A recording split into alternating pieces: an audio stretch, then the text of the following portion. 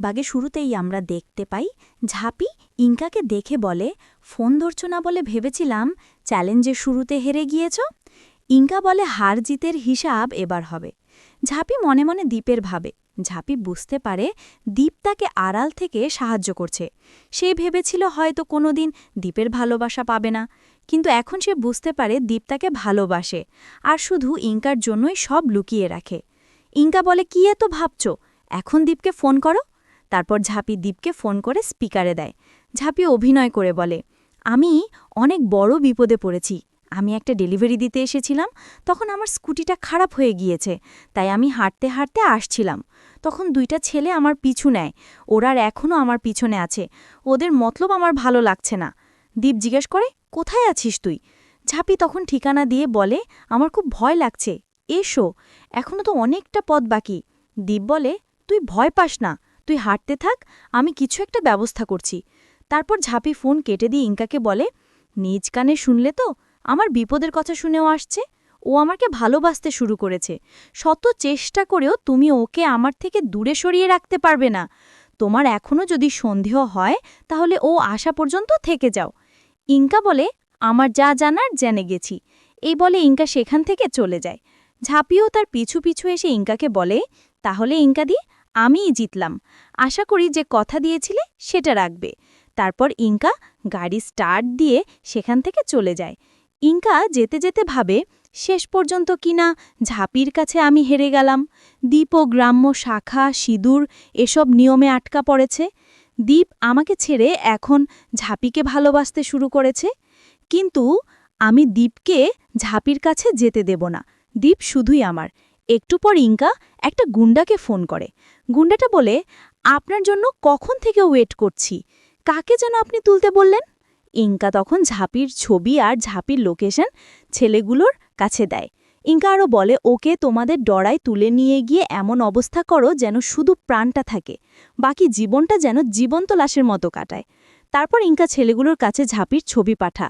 গুন্ডাগুলো ঝাঁপির ছবি দেখে বলে, চল সবাই, আজকে ভালো ভোজ হবে। এইদিকে ইঙ্কা মনে মনে ভাবে, দ্বীপ আসছে তোমাকে বাঁচাতে, কিন্তু এসে তোমাকে পাবে না ঝাঁপি। এর আগে ছেলেগুলো তোমাকে উঠিয়ে নিয়ে যাবে। এদিকে তখন ঝাঁপি দাঁড়িয়ে দাঁড়িয়ে জিতের জন্য অপেক্ষা করছে। তখন সেখানে সেই ছেলেগুলো আসে, এসে ঝাঁপির মুখ রুমাল দিয়ে চেপে ধরে।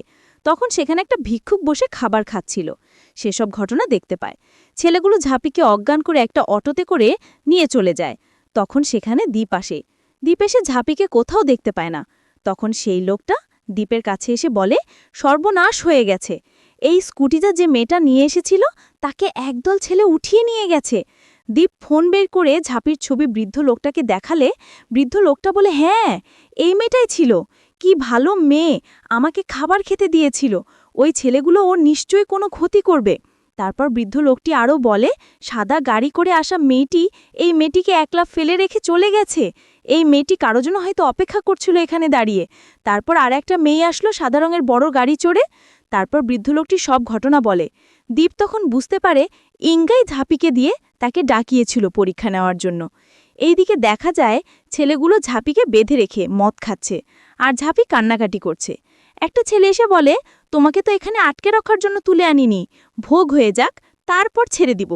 তারপর ছেলেটা একটা কেচি নিয়ে আসে ঝাঁপির কাপড় কেটে দেওয়ার জন্য। ঠিক তখন দরজায় কেউ নক করে। তারপর দ্বীপ দরজা ভেঙে সেই ঘরে এসে ঢুকে। ঝাঁপি দ্বীপকে দেখে অনেক খুশি হয়। দ্বীপ তখন সবগুলো ছেলেকে মেরে একদম ওদমরা করে দেয়। দ্বীপ তখন ঝাঁপির বাঁধন না খুলে দিয়েই চলে যেতে নেয়। ঝাঁপি পিছন থেকে চিৎকার করে বলে, কোথায় যাচ্ছ, খুলে দাও আমায়। তারপর দ্বীপ এসে ঝাঁপির বাঁধন খুলে দেয়। ঝাঁপি দ্বীপের মুখ দেখার আগেই সে দৌড়ে পালিয়ে যায় সেখান থেকে। তারপর সেখানে পুলিশ চলে আসে। পুলিশ ঝাঁকিকে বলে, আপনি ওদেরকে ধরে নিয়ে যান, আমার এখনই যেতে হবে। পুলিশ বলে, আপনাকে আমরা বাড়ি ছেড়ে দিয়ে আসব, কিন্তু এখানে তো আর কেউ নেই, কে মারল ওদের, আর আমাদের খবরই বা দিল কে? ঝাঁপি বলে, আমি তাকেই খুঁজতে যাচ্ছি, তাকেও আমি দেখিনি, তার মুখ ঢাকা ছিল। তারপর ঝাঁপি দৌড়ে চলে যায়। পরে পুলিশ সবগুলো ছেলেকে অ্যারেস্ট করে। এইদিকে ঝাঁপি তখন আস্তে আস্তে দ্বীপ বাইক নিয়ে চলে যায়। ঝাঁপি বলে, আমি নিশ্চিত তুমি দীপদাই, তুমি আমাকে ভালোবাসো না, কিন্তু আমি বিপদে পড়লে কেন ইঙ্কাদিকে ফাঁকি দিয়ে বারবার আমাকে বাঁচাতে আসো? তারপর ঝাঁপি ও তার স্কুটি নিয়ে দ্বীপের পিছু পিছু দেয়। ঝাঁপি পিছন থেকে দেখে দীপ তার বাড়ির দিকেই যাচ্ছে। ঝাঁপি তখন শর্টকাটে এসে দীপের সামনে দাঁড়ায়। দীপ বাইক থেকে নেমে দৌড়াতে শুরু করে। ঝাঁপিও তার পিছনে তাড়া করতে থাকে। একটা পর্যায়ে গিয়ে ঝাঁপি দীপকে ধরে ফেলতে পারে। দীপ আবারও পালাতে চাইলে ঝাঁপি তার হাত ধরে ফেলে। ঝাঁপি দীপকে বলে, এত লুকোচুরি করছো কেন? তুমি যদি ইনকাদিকে কথা দিয়ে থাকো তাহলে কেন আমার বিপদে তুমি আসো? দীপ তখন আপি করে বলে, তোকে আমি ভালোবাসি। ঝাঁপি তখন কণ্ঠস্বরটা শুনে বুঝতে পারে এটা তো দীপ নয়। তখন সে লোকটার মুখ থেকে কাপড় সরিয়ে দেখতে পায় সে দীপ নয়, বরং রনিত। এদিকে তখন ইনকা গাড়ি করে নেমে সুদীপকে তাদের বাড়ির সামনে দেখতে পায়। ইনকা আমতা আমতা করে দীপকে বলে, তুমি এখানে বাড়িতে কি করছো? দীপ বলে, আমি ঝাঁপিকে অনেকক্ষণ ধরে ফোনে পাচ্ছি না। ঝাঁপি নাকি ডেলিভারি দিতে গিয়ে বিপদে পড়েছে। ইনকা বলে, তুমি যাওনি? দীপ বলে, আমি কেন যাব? আমি রনিতকে পাঠিয়েছি। এখন দুজনেরই কেউই ফোন ধরছে না। এটা শুনে ইনকা মনে মনে অনেক খুশি হয়। দীপ তখন মনে মনে ভাবে, আশা করে মা ছাড়া লক্ষ্মী আমাকে ক্ষমা করবেন। কত মিথ্যা নাটক যে করতে হচ্ছে আমাকে। এদিকে ঝাঁপিকে দেখানো হয়। ঝাঁপি রনিতকে বলে, তুমি কি আমাকে বাঁচাতে গিয়েছিলে? রনিত বলে, তুই তো আমার হেল্প নিবি না, তাই এভাবে মুখোশ পরে আমাকে যেতে হলো।